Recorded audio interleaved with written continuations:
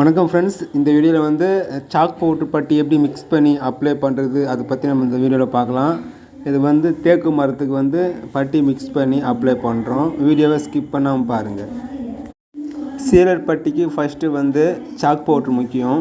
Chalk powder வந்து நம்ம தேவையான அளவு எடுத்துக்கலாம். தேவையான அளவு அப்படின்னா ஒரு 150 கிராம் இல்லைன்னா 200 கிராம் அந்த அளவுக்கு நம்ம வந்து எடுத்துக்கலாம். தோராயமாக தான் நம்ம எவ்வளோ தேவையோ அவ்வளோ எடுத்துக்கணும். இது வந்து தேக்கு மரம்ன்றதுனால ப்ரௌனு அண்ட் ரெட்டு வந்து லைட்டாக தான் போடணும். நம்ம வந்து கலர் மிக்ஸ் பண்ணுறது ஒரு கோல்டன் ப்ரௌன் மாதிரியான கலர் தான் மிக்ஸ் பண்ணணும். அதாவது எல்லோ கலர் மாதிரி இருக்கணும் அதிகமாக. ஏன்னா தேக்கு மரம் வந்து ஒரு கோல்டன் ப்ரௌனாக இருக்கும். அதனால் வந்து அதே கலர் கோல்டன் ப்ரௌனுக்கு வந்து ரெட்டு, ப்ரௌனு, எல்லோ இது மூணுத்தையும் மிக்ஸ் பண்ணணும். எல்லோ மட்டும் வந்து அதிகமாக மிக்ஸ் பண்ணணும். அதிகமாக மிக்ஸ் பண்ணால் மட்டும்தான் கொஞ்சம் வந்து கோல்டன் ப்ரௌனாக இருக்கும். ரெட்டு, ப்ரௌன் சரிசமமாக கொஞ்சம் கம்மியாகவே மிக்ஸ் பண்ணிக்கணும். அதிகமாக போடக்கூடாது. அப்படி அதிகமாக போட்டிங்க அப்படின்னா ப்ரௌன் கலராக வந்துடும். பட்டி வந்து டார்க்காக இருக்கும்.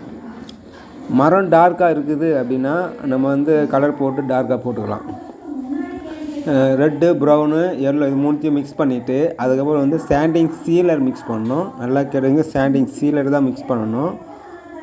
நம்ம வந்து தேவையான அளவு, அதாவது தேவையான அளவு எப்படின்னா நம்ம மிக்ஸ் பண்ணுறப்போ உதிரியாக புட்டு மாதிரி இருக்கணும்.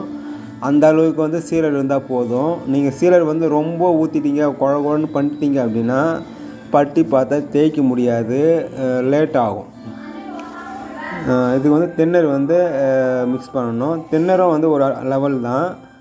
ஒரு பேஸ்ட் மாதிரி, ஒரு கம்மு மாதிரியான அளவு வர வரையும் நம்ம வந்து தின்னர் மிக்ஸ் பண்ணிக்கலாம். அளவு வந்து அதிகமாகவும் மிக்ஸ் பண்ணக்கூடாது தின்னர். அப்படி அதிகமாக மிக்ஸ் பண்ணிட்டீங்க அப்படின்னா பட்டி வந்து ஃபில் ஆகாது.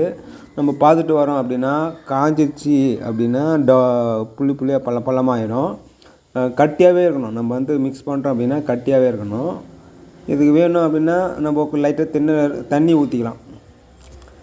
லைட்டாக தண்ணினா கொஞ்சம் ஃப்ரீயாக இருக்கும். தண்ணி ஊற்றினீங்கன்னா நல்லா மிக்ஸ் பண்ணிவிட்டு நம்ம வந்து பட்டி பார்க்க ஆரம்பிக்கலாம்.